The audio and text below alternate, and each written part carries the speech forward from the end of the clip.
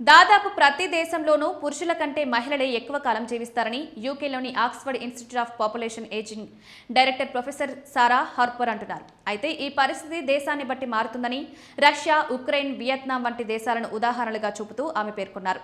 ఇక్కడ మహిళలు పురుషుల కంటే సుమారు 10 సంవత్సరాలు ఎక్కువ కాలం జీవిస్తారని, అయితే నైజీరియా వంటి ప్రదేశాల్లో ఆయుర్దాయంలో ఈ వ్యత్యాసం చాలా తక్కువగా ఉంటుందన్నారు.